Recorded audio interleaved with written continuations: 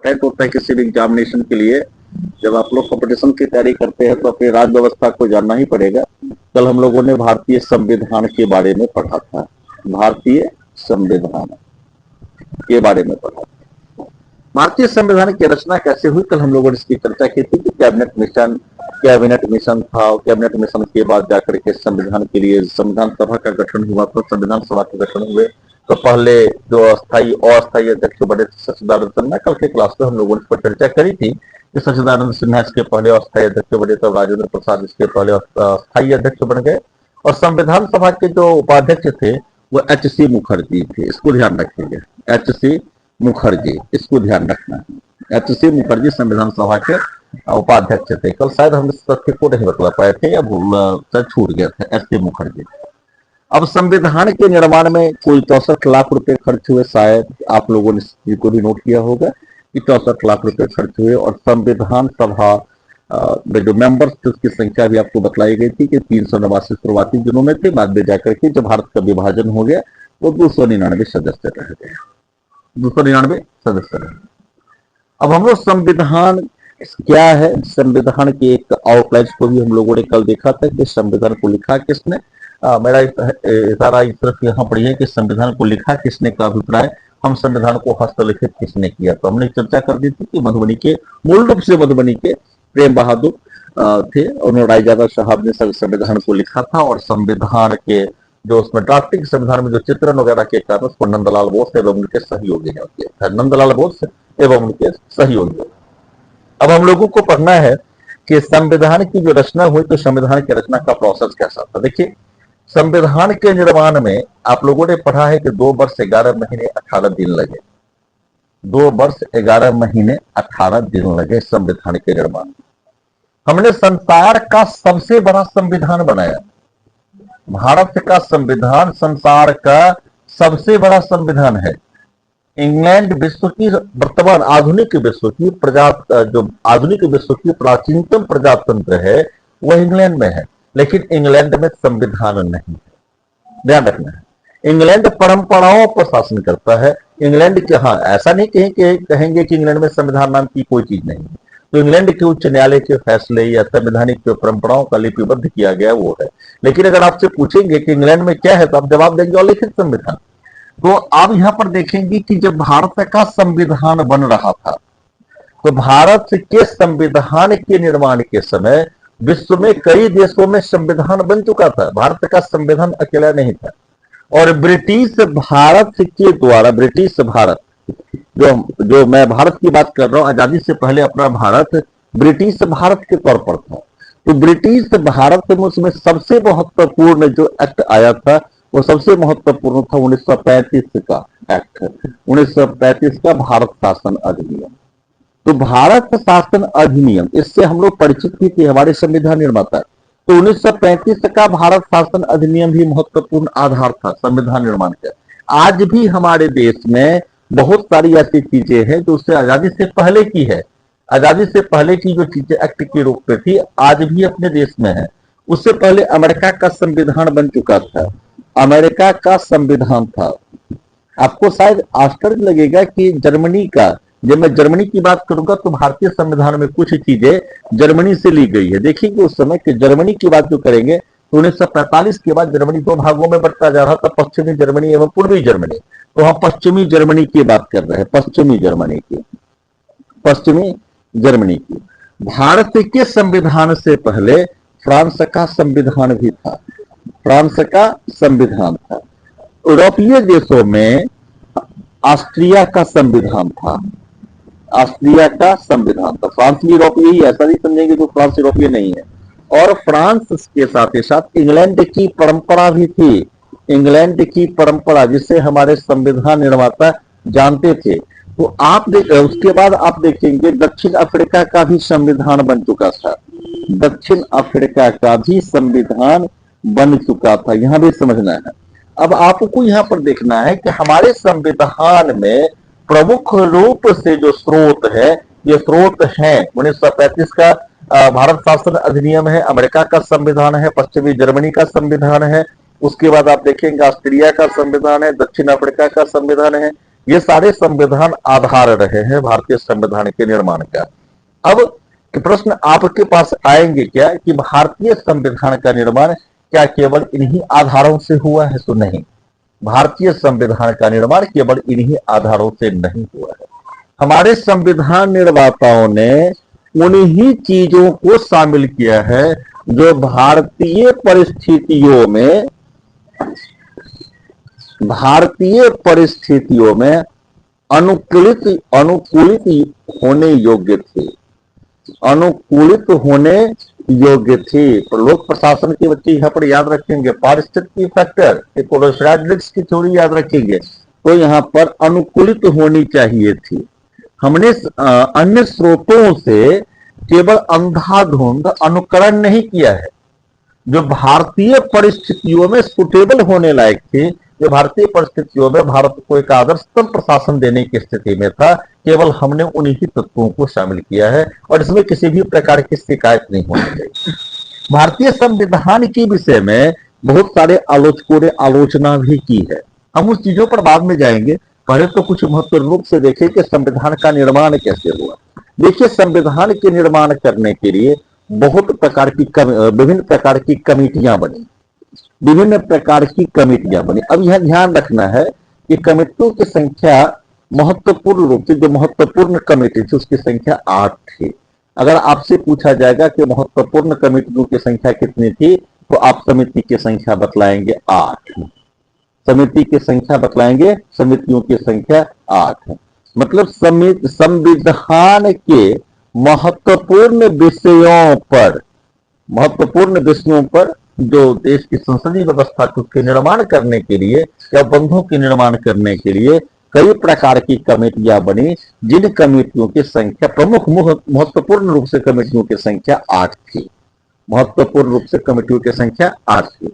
आज भी अपने संसद में विभिन्न प्रकार की समितियां बनती है और इन विभिन्न प्रकार की समितियों की संख्या तो वर्तमान में 23 है। सबसे बड़ी समिति है प्राक्कलन समिति।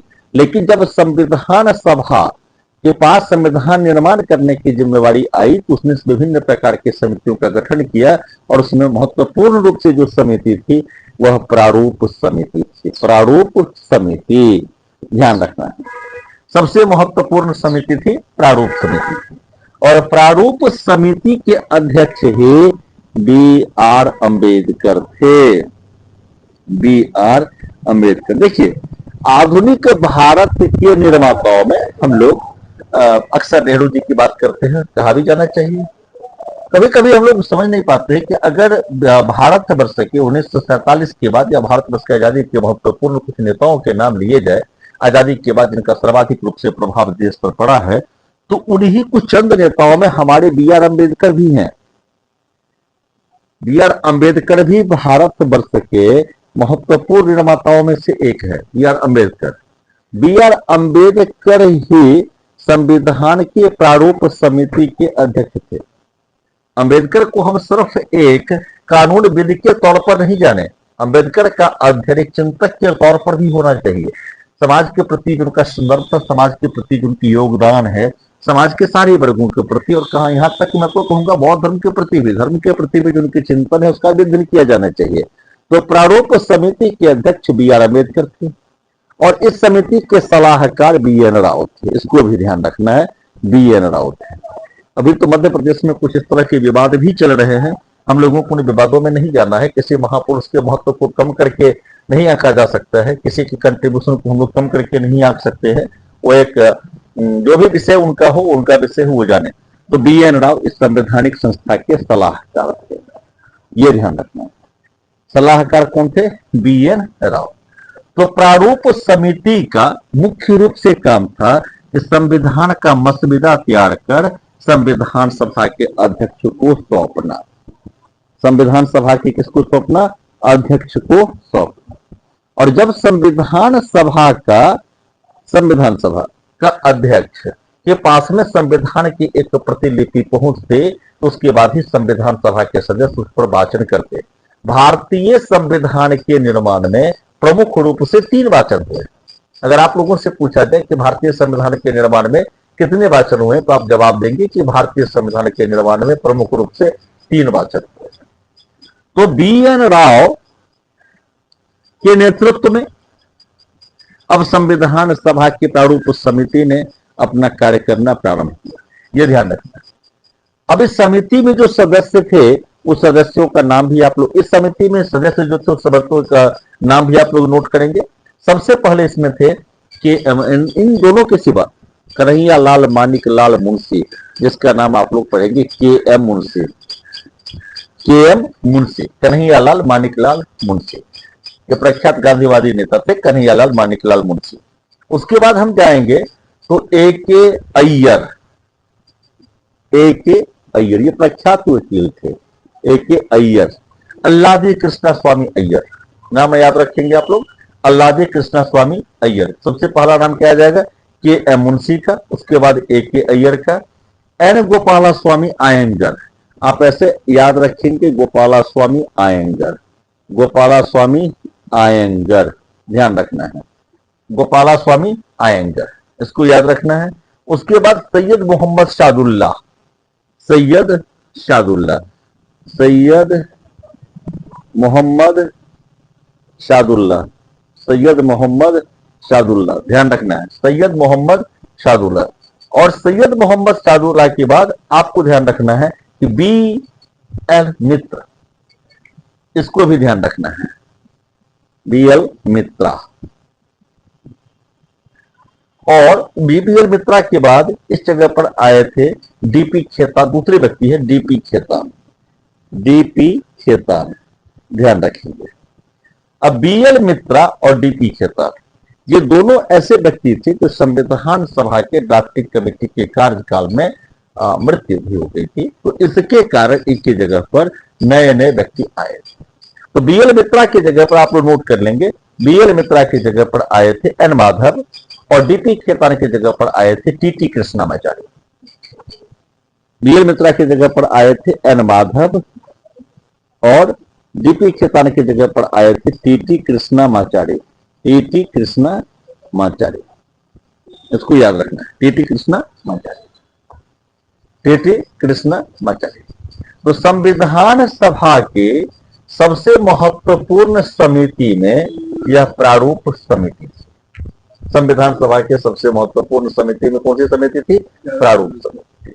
अक्सर एक जगह बच्चे गलती कर देते हैं, संविधान सभा के जो अध्यक्षों की सूची बनती है उसमें आप लोग ध्यान रखेंगे कि 4-5 नाम अध्यक्ष की सूची है। संविधान सभा के अध्यक्षों की सूची में जो आप लोग नाम याद रखेंगे, तो देखिए आप लोग परीक्षा के दृष्टिकोण से भी इसको देख लेंगे कि संविधान सभा की जो महत्वपूर्ण समिति थे उसके अध्यक्ष में एक BN और इसमें BR अम्बेडकर थे, BR अम्बेडकर थे पहले। उसके बाद याद रखिए कि जवाहरलाल नेहरू भी कई समितियों के अध्यक्ष रहे, जवाहरलाल नेहरू।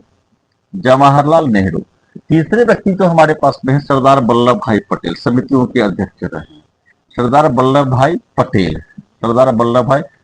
और चौथा है राजेंद्र प्रसाद, ये कई समितियों के अध्यक्ष रहे। और एक जगह कभी कभी बच्चे गलती क्या कर देते हैं कि जब प्रश्न आता है कि झंडा समिति के अध्यक्ष कौन थे, तो कई स्रोतों में लिख दिया जाता है JB कृपलानी का नाम। देखिए JB कृपलानी मूल रूप से उप समिति के अध्यक्ष हुआ था, उप समिति के अध्यक्ष थे। और भारतीय संसद की एक परंपरा क्या रही है कि संविधान सभा का अध्यक्ष वर्तमान में भी लोकसभा का अध्यक्ष जिस समिति में सदस्य के तौर पर होगा वह उस समिति का अध्यक्ष ही माना जाता है। अगर वर्तमान में भी लोकसभा के अध्यक्ष किसी भी समिति में जाते हैं तो उस समिति के अध्यक्ष बन जाते हैं, ऑटोमेटिक की व्यवस्था है। तो राजेंद्र प्रसाद एक समिति में थी, झंडा समिति जो बनी थी तदर्थ समिति, उसमें राजेंद्र प्रसाद थे। तो राजेंद्र प्रसाद को झंडा समिति का अध्यक्ष माना जाना चाहिए। तो कुल मिलाकर के ऐसे कुछ व्यक्ति रहे हैं जो भारत के संविधान के निर्माण में महत्वपूर्ण रूप से सक्रिय भी रहे, विभिन्न प्रकार के समितियों के अध्यक्ष भी रहे हैं। तो आप प्रश्न में उत्तर किसी समिति का अगर अध्यक्ष पूछा जाए तो इन्हीं लोगों में से खोजने का प्रयास कीजिएगा। अब यहाँ पर आपने देखा कि प्रारूप समिति का सबसे महत्वपूर्ण काम क्या था? संविधान का निर्माण करना। प्रारूप समिति के सदस्यों को भी आपने देख लिया संविधान निर्माण में। अब प्रारूप समिति ने 3 नवंबर को सबसे पहले संविधान बना करके सौंप दिया, इसको संविधान सभा के अध्यक्ष को। 3 नवंबर 1948 ईस्वी को संविधान सभा के अध्यक्ष को प्रारूप समिति ने सौंप दिया। यह ध्यान रखना, 1948 ईस्वी। अब इसके बाद संविधान के विस्तृत, संविधान में चूंकि अपने संविधान में 395 अनुच्छेद है, 22 भाग थे, तो संविधान के विभिन्न भागों पर विस्तृत वार्तालाप, विस्तृत जो इसको व्याख्या कहते हैं, विस्तृत वाचन कहते हैं, बहस कहते हैं, वो चालू हुआ। भारत में उस समय संसदीय परंपरा, इससे पहले भी प्रश्न पूछने का अधिकार हमारे देश में लोगों को मिल चुका था, लोग हमारे अभिज्ञ हो चुके थे, ऐसा नहीं था उसी समय से चालू हुआ था। 1922 में जब इसकी स्थापना हुई थी स्वराज्य पार्टी की, आप लोग याद रखेंगे 1922 के अप्रॉक्स में स्वराज्य पार्टी की स्थापना हुई थी। उसके बाद भारतवर्ष में एक बहुत महत्वपूर्ण प्रश्न बन गया था, जो चुनावों में भाग लिया जाए या न लिया जाए। तो गांधी, महात्मा गांधी के जो समर्थक थे, उन्होंने चुनावों में भाग लेने से इनकार कर दिया था। इस प्रश्न पर कांग्रेस से पार्टी बट भी गई थी। कांग्रेस से पार्टी के ही कुछ सदस्यों ने स्वराज्य दल का गठन भी किया था। इसलिए शायद आप लोगों को याद होगा कि गया में उस तरह की कांग्रेस पार्टी की स्थापना हुई थी और गया में ही स्वराज दल की स्थापना भी हो गई है। गया में कांग्रेस पार्टी का अधिवेशन हुआ था, स्थापना नहीं हुई थी भाई। उसके बाद 3 नवंबर 1948 को संविधान सभा के अध्यक्ष को सौंप दिया गया, संविधान बना करके प्रारूप समिति के द्वारा। अब इस पर वाचन की जरूरत थी, इसका पहला वाचन हुआ। पहला वाचन आप लोग नोट करेंगे, पहला वाचन कब से, पहला वाचन और दूसरा वाचन भी बता रहा हूं, दूसरा वाचन के बाद तीसरा वाचन, पहला वाचन, दूसरा वाचन एवं तीसरा वाचन। तो पहला वाचन 3 नवंबर को संविधान सभा के अध्यक्ष को दिया गया, तो पहला वाचन 4 नवंबर से चला। ध्यान रखना है, पहला वाचन कब से चला, 4 नवंबर से 9 नवंबर 1948 के बीच, 9 नवंबर 1948 के बीच। अब आप लोगों के दिमाग में आया होगा कि 4 नवंबर से 9 नवंबर के बीच भैया क्या हो गया, इतने बड़े भाषण, इतने बड़े डिबेट के लगातार काम चलते रहे। तो महत्वपूर्ण काम इस बीच में यह था कि ड्राफ्टिंग कमेटी के द्वारा जो संविधान बना करके, मसौदा बना करके दे दिया गया था, उस पर सभी सदस्यों को एक एक प्रतिलिपि दी गई कि आप लोग इसका अध्ययन करें और इस पर अगले वाचन में विवेचना की जाएगी। ये था इसका उद्देश्य। तो प्रथम वाचन जो 4 नवंबर से 9 नवंबर में था, तो छोटे छोटे विषयों पर वार्तालाप भी हुई, लेकिन इसमें संविधान की जो ड्राफ्टिंग कमेटी के द्वारा जो बनाया गया संविधान था, उसको सबको दे दिया गया ताकि इस पर विशद चिंतन या व्याख्या की जा सके। तो दूसरी जो कमेटी हमारी हुई है, दूसरी जो वाचन स्टार्ट हुई है 15 नवंबर से 1948 से 15 नवंबर 1948 से, ये दूसरा वाचन सबसे लंबा है, इसको ध्यान रखिएगा। 15 नवंबर 1948 से चालू हुआ और 17 अक्टूबर 1949 तक चला है, 17 अक्टूबर 1949 तक चला है। अगर आपसे प्रश्न पूछा जाए कि सबसे अधिक दिनों का वाचन कौन था, तब का जवाब यही होगा, दूसरा वाचन। मतलब संविधान सभा के सदस्यों को पढ़ने का अधिकार दे दिया गया था कि पढ़िए, 6 दिनों में पढ़िए, 5 दिनों में पढ़िए और उसके बाद आइए। तो संविधान सभा के सदस्यों ने अपने अपने पुरजोर तर्क रखे, विस्तृत प्रकार की वार्तालाप हुई होगी, जिसमें कि आप देखेंगे इसका छोटा सा एग्जाम्पल देखेंगे। जो भारतीय संविधान के जतधिक अनुच्छेद है, जिसमें कुछ प्रतिबंध है, ABCD वगैरह वगैरह जो देखते होंगे आप लोग, वो संविधान सभा में जो विस्तृत वाचन हुआ था उसका परिणाम था। और उस विस्तृत वाचन का परिणाम यह है आज तक कि हमारा संविधान फलीभूत होता रहा। छोटे से समय अंतराल को छोड़ दे, जब आपातकाल लगाया गया था तो भारत की बढ़ती हुई महत्वाकांक्षा को व्यक्त करने में अत्यधिक रूप से सफल रहा। योजशीलता के बिंदु भी डाले गए। अब उसके बाद भारतीय संविधान का जो तीसरा वाचन हुआ था वह 14 नवंबर 1949 से, तीसरा वाचन जो संविधान का चालू हुआ था वह 14 नवंबर 1949 से चालू हुआ था, 14 नवंबर 1949 से, और यह 26 नवंबर 1949 तक चला, 26 नवंबर 1949 तक चला। अब आप लोग देखेंगे कि 26 नवंबर 1949 को ही हमारे संविधान को क्या कर दिया गया है, अर्ध रूप से बहुत हद तक स्वीकृत कर लिया गया है। कुछ लेकिन ऐसा शब्द को देखेंगे कि पूर्ण रूप से संविधान स्वीकृत नहीं हुआ है। 26 नवंबर 1949 को संविधान के लिए जो उस समय तत्कालिक दृष्टिकोण से अनिवार्य चीजें थी उसको हमने स्वीकार कर दिया, विशेषकर नागरिकता के नियम को। और उसी समय में हम लोगों ने क्या किया है जो ये हमारी संविधान सभा थी उसको अंतरिम संसद के रूप में बदल दिया। तो संविधान की प्रस्तावना, भारतीय संविधान को अंगीकृत करने का समय आप लोगों ने देख लिया। तो आज हमने देखा है कि संविधान के जो हमारे निर्माण था, संविधान हमारा निर्मित हो चुका है। प्रारूप समिति के अध्यक्ष को हमने देख लिया है कि प्रारूप समिति ने कैसे काम किया। कल हम लोग संविधान सभा के अन्य समितियों को देखेंगे और संविधान सभा के अन्य समितियों को देखने के बाद पुनः एक बार हम भारतीय संविधान के 22 भागों की विशेष सूची पर जाएंगे। 22 भागों की विशेष सूची पर जाएंगे। धन्यवाद।